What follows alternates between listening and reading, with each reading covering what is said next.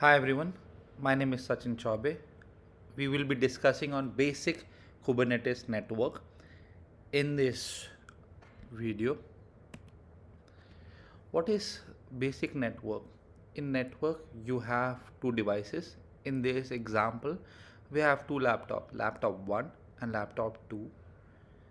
They are connected on LAN to switch, and if laptop 1 wants to share information to laptop 2, the switch will help him to communicate.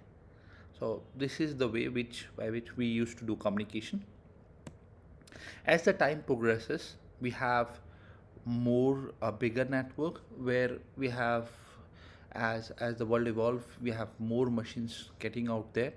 So let's take a different example. We have laptop 1 wants to talk to laptop 3. So what exactly I have to do is the laptop 1 will connect to the switch. From switch, the request will go to the router. Then from the router, it again come back to the switch, and the laptop 3 will be able to communicate. This is more advanced versions of how exactly the communications used to happen. Not only that, if laptop 1 wants to connect to the internet, the laptop 1 will go to the switch. From switch, it will go to the router, and from the router, it will go to the internet.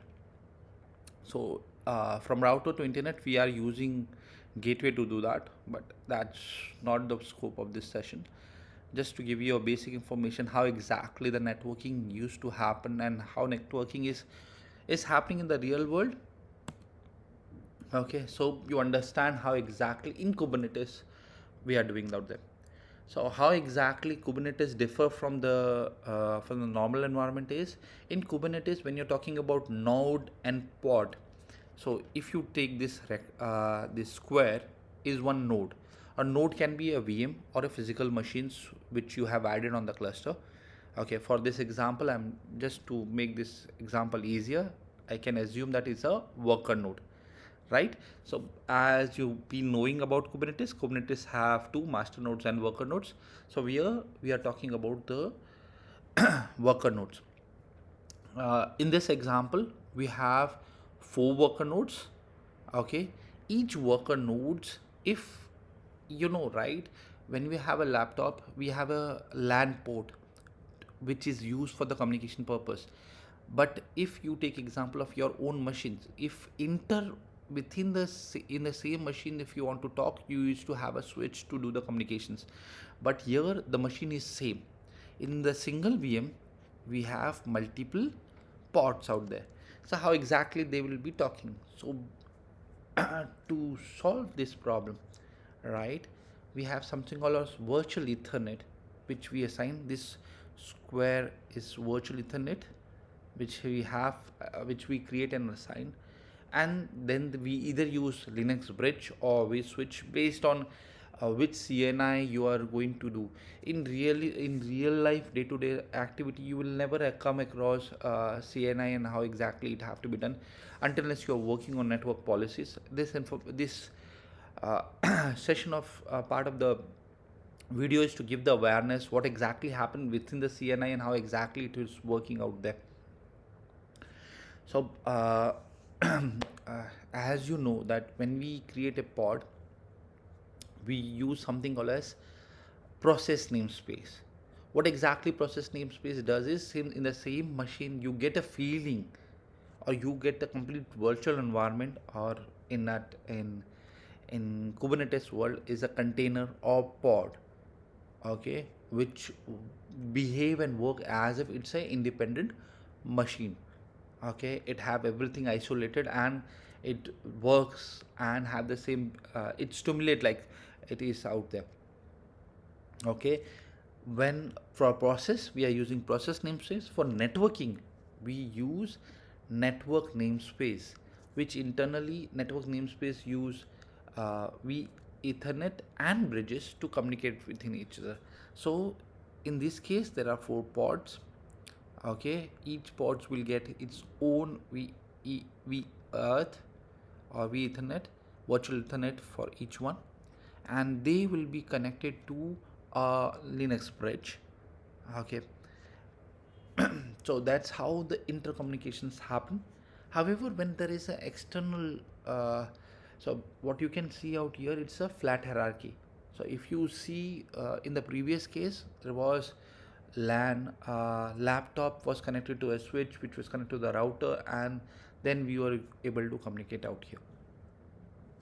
So I hope you understand how exactly pods and bridge are connected out there.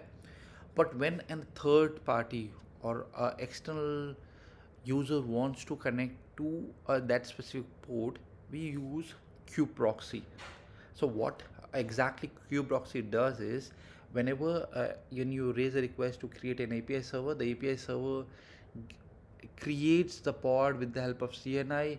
It's get the informations, and that informations is recorded out there. Whenever you create a service, whenever make a service request in Kubernetes, kubeproxy map that service and the IP port to that. Okay, so it's in other way it's work as a NAT. So what is NAT is network addressing translator. So it works as a NAT service provider within the pod. The kubeproxy is a daemon service, daemon set. So each node will have that. So whenever any external users come out there, okay, it connects to the kubeproxy, and kubeproxy with the help of services connects you with the specific port. Okay, as you can understand by now that it does not have a physical uh, node, so it's a virtual. That's the whole reason. Even a pod is killed, a new pod is created. So it just have to change the in the service entry. You just have to add one entry saying that this is a new pod, and your service communications work as per that. So kubeproxy have multiple mode which you can configure.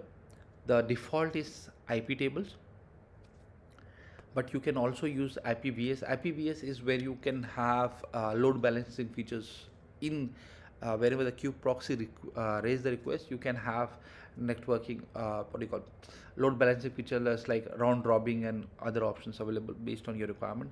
Then the third is user space, fourth is kernel space, by which you can configure the kubeproxy out there.